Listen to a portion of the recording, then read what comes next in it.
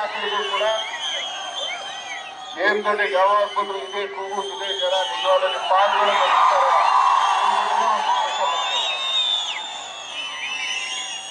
ಹೇಳ್ಬೇಕಾಗಿಷ್ಟೇ. ಎರಡು ಬಾರಿ ಚುನಾವಣೆಯಲ್ಲಿ ನಾವು ಮಾಡಿದಂತ ಒಂದು ಸೇವೆ, ಒಂದು ಆಶೀರ್ವಾದ ನಿಜವಾಗ್ಲೂ ಅದಕ್ಕೆ ನಾವು ಚಿರಋಣಿ ಅಂತ ಹೇಳಕ್ ಇಷ್ಟಪಡ್ತೀನಿ. ಯಾಕೆಂದ್ರೆ ಆ ಸಲ ನಮ್ಮ ಉದಯಗೌಡರು ತೆರೆ ಬರೆ ಕಾಯಿ ನಿಂತ್ಕೊಂಡು ನಮ್ಗೆ ಎಷ್ಟು ಸಹಾಯ ಮಾಡೋದು. ಏನಕ್ಕೆ ಹೇಳ್ತೀನಿ ಅಂದ್ರೆ, ಒಬ್ಬ ಹುಡುಗನಿಗೆ ನಾನು ಮುಂದೆ ಹೋಗ್ತೀನಿ ಅಂದಾಗ ಅದು ಯಾರೇ ಆಗಿರ್ಬೋದು, ಇಲ್ಲ ಪ್ರೈಮ್ ಮಿನಿಸ್ಟರ್ ಆಗಿರ್ಬೋದು, ಇಲ್ಲ ದೊಡ್ಡ ವ್ಯಕ್ತಿನೇ ಆಗಿರ್ಬೋದು, ಇಲ್ಲ ದೇವ್ರು ಬಂದು ನಾನು ಇದೀನ್ ಕಡೆ ನಿಮ್ ಹಿಂದೆ ಅಂತಂದ್ರೆ ಆ ಹುಡುಗ ಒಂದು 50-60% ಅಲ್ಲಿ 70% ಗ್ಯಾರಂಟಿಯಲ್ಲಿ ಇರ್ತಾರೆ. ಅದೇ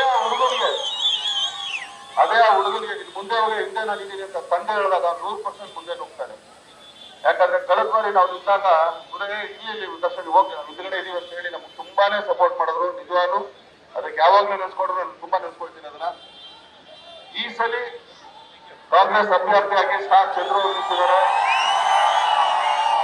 ನಮ್ಮ ಉದಯಗೌಡರು ಕೈನ ಬಲಪಡಿಸಿ ನಿಮ್ಗೆ ಸೇವೆ ಮಾಡೋ ಅವಕಾಶ ಅವ್ರು ಮಾಡ್ಕೊಡಿ ಅಂತ ಹೇಳಿ ಎಲ್ಲರ ಹತ್ರ ತಲೆಬಾಗಿ ನೋಡ್ಕೊಳ್ತೀನಿ. ಧನ್ಯವಾದಗಳನ್ನು ಹಾಕೋಣ.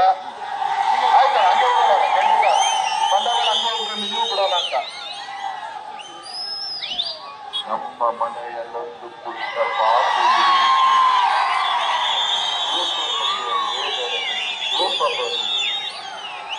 ಫೋಟೋ ತೆಗೆದ ಕೈಯ ಪಾಪು ಮುರಿದು ಬಿಡುವುದು. ಪಾಪು ಹೇಳಲ್ವಾ? ಕಾಯ್ಕೋಣ. ಇದೇ ಪ್ರೀತಿ ಪ್ರೋತ್ಸಾಹ ಸದಾ ಇರಲಿ. ಆಶೀರ್ವಾದ ಕೇಳ್ಕೊಳ್ತೇವೆ. ಧನ್ಯವಾದಗಳು. Thank you. ನ್ಯೂಸ್ ಫಸ್ಟ್, ನಿರ್ಭೀತಿಯಿಂದ ನಿಮ್ಮ ಪರವಾಗಿ.